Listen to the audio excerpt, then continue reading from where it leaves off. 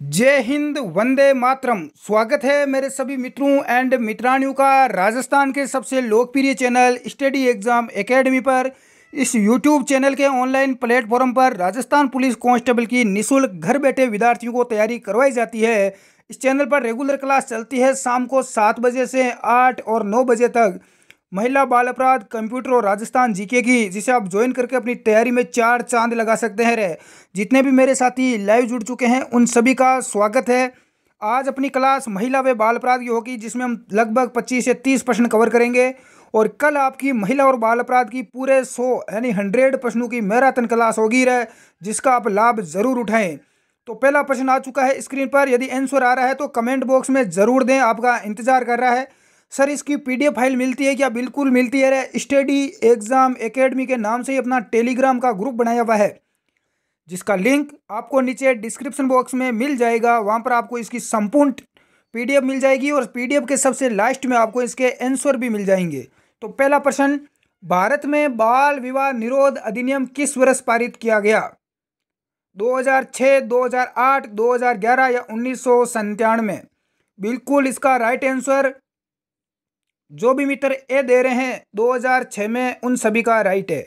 भारत में बाल विवाह को निरोध अधिनियम 2006 में पारित किया गया।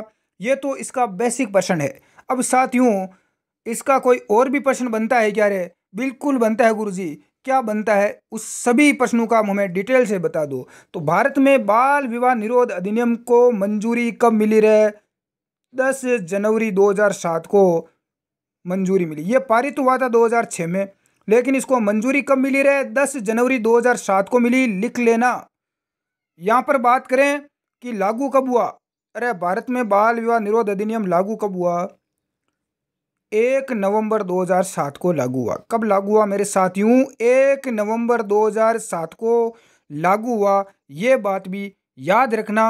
और इससे पहले जो अधिनियम था बाल विवाह को रोकने के लिए, वो था शारदा एक्ट। क्या था मित्रों? शारदा एक्ट था। शारदा एक्ट को निरस्त कर दिया गया, रद्द कर दिया गया, और इसको निरस्त करके इसकी जगह भारत में बाल विवाह निरोध अधिनियम 1 नवंबर 2007 को लागू हुआ। तो इससे रिलेटेड अब आपका एग्जाम में बार से कोई प्रश्न नहीं आएगा, और नहीं आएगा तो आपकी गलती भी नहीं होनी चाहिए। प्रश्न संख्या 2 स्क्रीन पर आ चुका है मेरे लाडलू। कमेंट बॉक्स में आंसर दें। रेगुलर डेली क्लास होती है महिला बाल अपराध की, इसको आप ज्वाइन जरूर करें। भारत में घरेलू हिंसा के विरुद्ध अधिनियम किस वर्ष पारित हुआ? घरेलू हिंसा, जो महिलाओं के साथ घर में जो हिंसा होती है, दुर्व्यवहार किया जाता है, इसके विरुद्ध अधिनियम किस वर्ष पारित हुआ? 2005, 2006, 2004 या 2008 में? तो बिल्कुल इसका राइट आंसर ए जिस भी साथी का आया है 2005, उन मेरे सभी मित्रों एंड मित्रानियों का आंसर बिल्कुल यहाँ पर राइट है। तो गुरुजी इसकी भी पूरी डिटेल एक बार बता दो। तो बिल्कुल बता देता हूँ रे मेरे लाडलू। अब देखो, इसको मंजूरी कब मिली? घरेलू हिंसा के विरुद्ध अधिनियम को मंजूरी कब मिली? तो 11 सितंबर 2005 को मंजूरी मिली। अब ये पूछा जाए कि मंजूरी कब मिली? 11 सितंबर 2005 को मंजूरी मिली। यहाँ तक ठीक है कि सर जी ये लागू कब हुआ, ये बता दो। तो 26 अक्टूबर 2006 को ये लागू हुआ रे। ध्यान रखना मेरे लाडलू, 26 अक्टूबर 2006 को ये लागू हुआ। कब हुआ रे? लागू कब हुआ? 26 अक्टूबर 2006 को। ये जितने भी चीज़ें बता रहा हूँ ये एग्जाम में पूछे जाते हैं। गुरुजी ये भी बता दो कि घरेलू हिंसा अधिनियम जो ये है, इसमें कितने अध्याय है और कितनी धारा है? अरे ये प्रश्न पिछली बार कांस्टेबल के एग्जाम में पूछा गया कि भारत में घरेलू हिंसा के विरुद्ध जो अधिनियम है, इसमें कितने अध्याय है? तो ध्यान रखना, इसमें 5 अध्याय है। कितने अध्याय है? 5। और यह भी पूछा गया साथ में कि इसमें धारा कितनी है। दोनों प्रश्न साथ, एक प्रश्न साथ में आया था। तो इसमें 37 धारा है। धारा कितनी है? 37 है। अध्याय कितने हैं? 5 अध्याय है। ये आप लिख लेना, पिछली बार कांस्टेबल में पूछा गया प्रश्न है। देख लेना, पिछली बार 6 पेपर हुए थे, 6 शिफ्ट में। 6 शिफ्ट का पेपर देख लेना, आपको पता चल जाएगा। अगला प्रश्न स्क्रीन पर आ चुका है, ये देखो। राष्ट्रीय बाल श्रम उन्मूलन प्राधिकरण की स्थापना कब की गई? 16 अगस्त 1996, 5 जून 1990, 22 जुलाई 2002, 26 सितंबर 1994? बिल्कुल इसका राइट आंसर है। जो भी मित्र यहाँ पर दे रहे हैं उनका राइट है। राष्ट्रीय बाल श्रम उन्मूलन प्राधिकरण की स्थापना 26 सितंबर 1994 में हुई। सभी का यहाँ पर करेक्ट है। बढ़ते हैं अगले प्रश्न की ओर। ये लो, ऐसे प्रश्न बहुत ज्यादा पूछे जाते हैं आजकल। निम्न में से कौन सा कथन सत्य है? सही कथन बताना है। एकल परिवार में दहेज प्रथा सामान्य बात है। क्या ये राइट है कथन? बिल्कुल गलत है। एकल परिवार में नहीं होता है, जो संयुक्त परिवार है उनमें ज्यादा देखने को मिलते हैं। फिर भी आगे और देखते हैं थोड़ा बहुत। एकल परिवार में बाल श्रम सामान्य बात है। बिल्कुल, संयुक्त परिवार में ज्यादा देखने को हमें मिलते हैं, एकल परिवार में कम है। दहेज तथा बाल श्रम एक सामाजिक बुराई है। बिल्कुल राइट बात है रे। दहेज और बाल श्रम दोनों ही एक सामाजिक बुराई है, तो यह बिल्कुल राइट है। दहेज तथा बाल श्रम शहरों में सामान्य बात है, शहरों में नहीं है, ये ग्रामीण में ज़्यादा देखने को मिलती है। तो इसका सही वाक्य क्या हो जाएगा? बिल्कुल से हो जाएगा। ऐसे प्रश्न का चुनाव सोच समझ कर करना चाहिए। अगला देखो रे, नेक्स्ट। भारत में लड़के व लड़कियों की विवाह योग्य न्यूनतम आयु क्या है? ये प्रश्न पिछली बार 2020 में जो राजस्थान पुलिस कांस्टेबल का नवंबर में जो एग्जाम हुआ था उसमें पूछा गया, और विद्यार्थियों ने गलती क्या की वो मैं आपको बता देता हूं। विद्यार्थियों ने यहाँ पर इसमें टिक मार दिया। किस में मार दिया? बे को मार दिया कि 18 वर्ष और 21 वर्ष। यहाँ पर ध्यान नहीं दिया कि प्रश्न में क्या पूछा गया है। देखो, 18 वर्ष तो लड़की की, लड़के की 21 वर्ष होती है। अरे, विवाह की उम्र लड़की की 18 वर्ष होती है और लड़के की कितनी होती है? 21 वर्ष होती है। लेकिन ये वो बात तो आपकी बिल्कुल राइट है, लेकिन पहले प्रश्न को समझना जरूरी है। सबसे पहले पूछा लड़का, तो लड़के की 21 वर्ष होती है। लड़की का बाद में पूछा तो लड़की की 18 होती है। तो इसका राइट आंसर ए हो जाता। 21 वर्ष तो लड़के की और 18 वर्ष लड़की की। इसका राइट आंसर ए माना गया। यहाँ पर बहुत सारे विद्यार्थी गलती करके आ गए थे।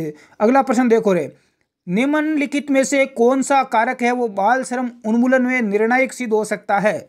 ऊंची मजदूरी, बेहतर काम की स्थिति, प्राथमिक शिक्षा में, यहाँ पर देख सकते हैं उपयुक्त में से कोई नहीं।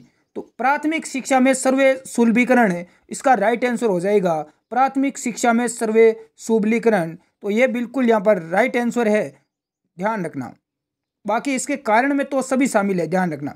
लेकिन मुख्य जो कारण इसका से राइट आंसर माना जाएगा, यदि बच्चे की प्राथमिक शिक्षा यदि अच्छी होगी तो वो आराम से उसको किसी प्रकार का बाल श्रम भी नहीं करना पड़ेगा। बाल श्रमिकों की तादाद ज़्यादा है। बाल श्रमिक जानते हो क्या होते हैं? अरे, जो छोटे बच्चे होते हैं उनको कारखानों में, फैक्ट्री में जो काम करवाया जाता है उन बच्चों को बाल श्रमिक बोला जाता है। और बाल श्रमिक की आयु है वो 14 वर्ष से कम होती है। 14 साल से कम का उम्र का है बच्चा, तो उससे हम बाल श्रम यानी कोई काम नहीं, जोखिम भरा काम हम नहीं करवा सकते। तो सर्वाधिक बाल श्रमिक कहाँ मिलते हैं? ग्रामीण क्षेत्र, शहरी क्षेत्र, गाँव व शहरों में बराबर मिलते हैं, या उपयुक्त में से कोई नहीं? इसका राइट आंसर ए जो भी मित्र दे रहे हैं उन सभी का राइट है रे, कि ग्रामीण क्षेत्रों में बाल श्रमिक सर्वाधिक देखने को मिलते हैं। अगला प्रश्न, बिल्कुल प्रश्न संख्या 8, बाल श्रम का कारण है। तो बाल श्रम का कारण क्या है? गरीबी, अशिक्षा, काम की तलाश में प्रवचन, या उपयुक्त सभी? तो बाल श्रम का प्रमुख कारण क्या माना गया है? आंसर कमेंट बॉक्स में दें। बिल्कुल यहाँ पर राइट आंसर है दे उपयुक्त सभी। देखो, गरीबी के कारण भी बच्चों को काम पर लगाया जाता है, शिक्षा की कमी है, काम की तलाश में, इसकी वजह ये भी एक प्रमुख वजह है, ध्यान रखना। प्रश्न संख्या 9, बाल श्रमिक है। बाल श्रमिक कौन है? जिनकी आयु 18 साल से कम हो, जिनकी आयु 16 साल से कम हो, जो 14 वर्ष से कम हो, या 12 वर्ष से कम हो। आंसर कमेंट बॉक्स में दे। ये भी पूछा गया कांस्टेबल में प्रश्न है। तो बाल श्रमिक वो होते हैं जिनकी आयु 14 वर्ष से कम होती है, ये ध्यान रखना। इसका राइट आंसर से होगा। अभी तक आपने इस क्लास को लाइक नहीं किया तो लाइक वाला बटन इंतजार कर रहा है आपका, और शेयर करें व्हाट्सएप स्टेटस पर। ज़्यादा से ज़्यादा लोग जुड़ेंगे तो हमारा भी हौसला थोड़ा बुलंद होगा। नेक्स्ट प्रश्न संख्या 10, 1990 के दशक में निम्नलिखित देश समूह द्वारा बालिका दशक घोषित किया गया। 1990 का दशक, बालिका दशक किसने घोषित किया? यूरोपीय देशों ने, लातिन अमेरिका देश, अफ्रीका देश, या सार्क देशों ने? बिल्कुल इसका राइट आंसर दे हो जाएगा सार्क देशों ने। रुक करते हैं अगले प्रश्न की ओर। कल होगी भाई आपकी कंप्यूटर की टेस्ट होगा, कंप्यूटर का मैराथन क्लास मान सकते हो, क्योंकि इसमें टोटल 100 प्रश्न मैं कवर करवाऊंगा। इसी प्रकार की 100 प्रश्नों की यदि 10 क्लास आप कवर कर लोगे तो महिला बाल अपराध आपकी मुट्ठी में होगा। यूनिसेफ द्वारा हर वर्ष बाल श्रम निरोध दिवस मनाया जाता है। यूनिसेफ द्वारा हर वर्ष बाल श्रम निरोध दिवस कब मनाया जाता है? 1 मई, 30 अप्रैल, 12 जून या 8 मार्च को। 8 मार्च को क्या मनाया जाता है लाडलों? अंतर्राष्ट्रीय महिला दिवस मनाया जाता है। तो यहाँ पर राइट आंसर हो जाएगा 11वें का, वो यहाँ पर से हो जाएगा रे 12 जून को। रुक करते हैं अगले प्रश्न की ओर। ये लो प्रश्न संख्या 12। राष्ट्रीय बाल श्रम उन्मूलन प्राधिकरण की स्थापना की गई। ये प्रश्न रिपीट हो चुका है, पहले भी मैं करवा चुका हूं। इसका राइट आंसर दे दिया होगा आपने, पहले मैं करवा चुका हूं, आपका ध्यान था इस क्लास में। तो जो मित्र लेट जुड़े हैं वो स्टार्टिंग से क्लास को देख लेना पहले। 26 सितंबर 1994 बिल्कुल करेक्ट आंसर आपके सामने है। रुक करते हैं दोस्तों अगले प्रश्न की ओर। ये लो अगला प्रश्न स्क्रीन पर आ चुका है। किस उम्र तक के बच्चों को कारखाने आदि में काम पर लगाना प्रतिबंध है? कौन सी उम्र के कम बच्चों को यदि कारखानों पर लगाएंगे तो वो कानूनी अपराध माना जाएगा? 18 वर्ष, 14 वर्ष, 16 वर्ष या 13 वर्ष? तो राइट आंसर यहाँ पर बी हो जाएगा 14 वर्ष। बिल्कुल बेसिक प्रश्न है। ये लो अगला प्रश्न नेक्स्ट आपके सामने है। बाल श्रम का प्रमुख कारण क्या है? अरे लोग यहाँ पर छोटे बच्चों को काम पर क्यों भेजते रहे फैक्ट्रियों में, कारखानों में? इसका कारण क्या है, प्रमुख कारण क्या है, ये पूछा गया है। ये आपको बताना है। अशिक्षा यानी लोगों में शिक्षा की कमी है, शिक्षण सुविधाओं की कमी है, गरीबी के कारण भी, और अधिक जनसंख्या। इसका वैसे तो सभी आंसर राइट है। इसका उपयुक्त सभी यदि मैं लिख दूं तो इसके सभी आंसर यहाँ पर राइट माने जाएंगे। लेकिन इसका रियल यदि कारण माने इस प्रश्न के आधार पर, तो इसका रियल कारण है वो यहाँ पर गरीबी भी है। क्या है? गरीबी। लेकिन यहाँ पर आपको करेक्ट आंसर क्या देना है? शिक्षण सुविधाओं की कमी। शिक्षण सुविधाओं की कमी है रे? बिल्कुल भी नहीं है। शिक्षण सुविधाएं उपलब्ध है, गवर्नमेंट स्कूल हैं, फ्री सब कुछ मिल रहा है, फिर भी लोग क्या कर रहे हैं?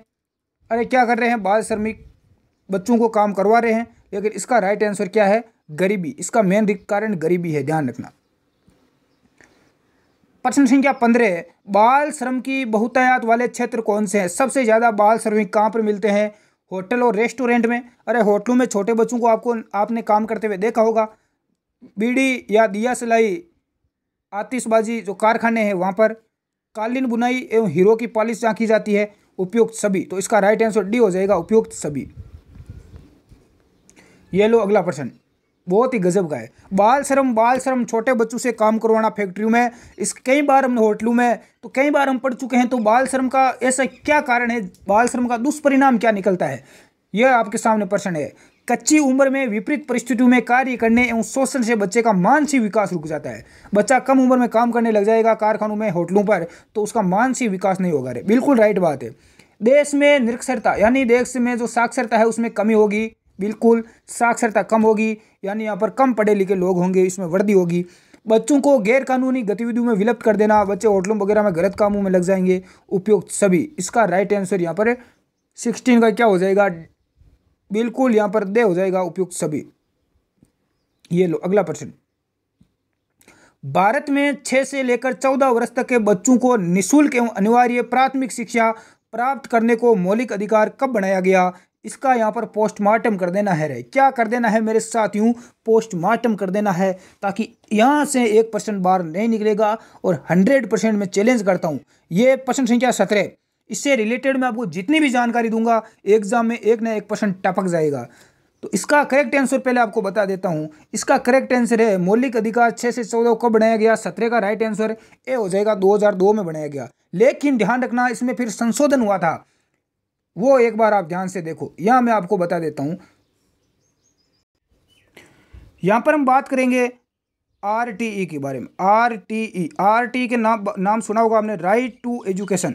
चलो इसके बारे में मैंने एक आगे प्रश्न डाल रखा है, उसमें आप देख लेना। इसके बारे में अगले प्रश्न में पूरी जानकारी आपको दे दूंगा। निःशुल्क एवं अनिवार्य प्राथमिक शिक्षा को मौलिक अधिकार बनाने वाला संविधान संशोधन अधिनियम कौन सा है? अरे अभी आपको पता होगा कि प्राथमिक यानी बच्चों को 8वीं तक निःशुल्क और अनिवार्य शिक्षा दी जाएगी। कौन सा संविधान संशोधन है? 93वां, 92वां, 86वां या 87वां? बिल्कुल इसका राइट आंसर 18 का क्या हो जाएगा? से हो जाएगा 86वां संविधान संशोधन। बिल्कुल से जिसने दिया है सही है। ये प्रश्न आ गया, वापस देख लो। देश में बालकों को निःशुल्क एवं अनिवार्य शिक्षा का अधिकार अधिनियम कब प्रवर्तित हुआ? तो इसका राइट आंसर हो जाएगा 1 अप्रैल 2010 को। 19 का राइट आंसर बे हो जाएगा 1 अप्रैल 2010 को। अब यहाँ पर देखो RTE के बारे में संपूर्ण जानकारी दे देता हूँ। RTE right to education. अब यहाँ पर बात करें कि इसको आरटी को राज्यसभा में कब पेश किया गया, ये पूछा जाता है राज्यसभा में। तो राज्यसभा में इसको पेश किया गया 20 जुलाई 2009 को। 20 जुलाई 2009 को इसे राज्यसभा में पेश किया गया। तो यहाँ तक आपके समझ में आ गया होगा। तो आगे में बात करते हैं कि इसको लोकसभा में कब पेश किया गया। तो 4 अगस्त 2009 को, 4 अगस्त 2009 को लोकसभा में पेश किया गया और 26 अगस्त 2009 को राष्ट्रपति ने मंजूरी दी थी। अरे आरटीई को मंजूरी किसने दी रहे, राष्ट्रपति ने। कब दी, 26 अगस्त 2009 को दी। राष्ट्रपति कौन थी उस टाइम 2009 में, प्रतिभा पाटिल थी, श्रीमती प्रतिभा पाटिल। वर्तमान में कौन है, नरेंद्र मोदी। तो यहाँ पर बात करें आरटीई लागू कब हुआ, तो 1 अप्रैल 2010 को लागू हो गया। यानी कि जो बालक है उनको प्राथमिक शिक्षा क्या दी जाएगी, अनिवार्य रूप से देनी चाहिए, और वो भी निःशुल्क फ्री शिक्षा दी जाएगी। यहाँ पर बात करें कि राजस्थान में ये कब लागू हुआ, ये भी कई बार पूछा जाता है। तो ध्यान रखना 29 मार्च 2011 को राजस्थान में विधानसभा के अंदर, ध्यान रखना विधानसभा में इसको संशोधन करने के बाद पारित किया गया।